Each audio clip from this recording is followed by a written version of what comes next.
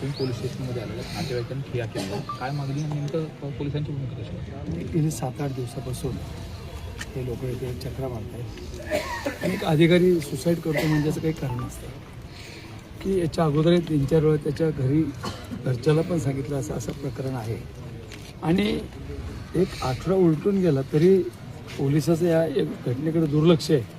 त्यामुळे आम्ही सगळेच आज पोलीस स्टेशनला आलो. PI मोदीराज भेटलो आणि त्यांना सांगितलं कुठल्याही परिस्थितीत गुन्हा दाखल करावा. ते थोडंसं टाळाटाळ करण्याचं काम चालू होतं. SP साहेबाला बोलतो हे बोलतो, पण गेले 8 दिवस झालं एक अधिकारी सुसाईड करतोय.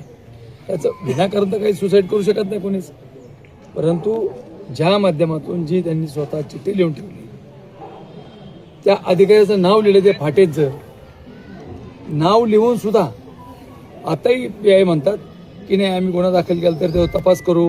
मग आमची स्पष्ट मागणी गुन्हा दाखल झाल्याबरोबर त्या आरोपीला अटक केली पाहिजे. नसता ते काय तपासाला वेगळं वळण लागेल, नुसता गुन्हा दाखल करायचा आणि आरोपी मोकार सुटायचा असं चालणार नाही. आरोपीला सुद्धा ताबडतोब अटक केली पाहिजे. तपास यांच्याकडेच आहे. आता गुन्हा दाखल ह्याच पोलीस स्टेशनला होतोय आणि मला वाटतं तपासी अधिकारी बदलण्याची आपली इच्छा आहे का नातेवाईकांची व तुमची समाज बांधवांची? नाही, आता आहे ते तपासात ते चालू ना. ज्यांच्याकडे तपास ज्यांनी 8 दिवस झालं तपास केलाय त्यांच्याकडे जाऊ द्या ना. पण 8 दिवस झालं जॉब घेतला नाही, आजच जॉब घ्यायला राजे साहेब. नाही, त्यांनी तपास केला. हे एक कुटुंब एवढं अडचणीत होतं की अक्षरशः त्यांची मानसिकता सुद्धा नव्हती, म्हणजे काय करावं काय नाही. एक सांगतो, एखादा कुटुंबातला करता माणूस गेला, एक अधिकारी माणूस डिस्टर्ब होतो ना. मग आता सगळ्यांशी चर्चा झाली, थोडंसं त्या नातेवाईकाला थोडंसं त्यातून सावरले. आज पोलिसांनी गुन्हा दाखल केला आणि आमची SP साहेबाला विनंती आहे की ताबडतोब गुन्हा दाखल केल्यावर आरोपीला अटक करा.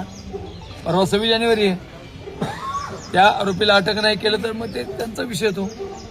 SP साहेबाला विनंती आहे आणि PI ला पण माझी विनंती आहे की गुन्हा दाखल करा आणि आरोपीला अटक करा. जे होईल ते होईल.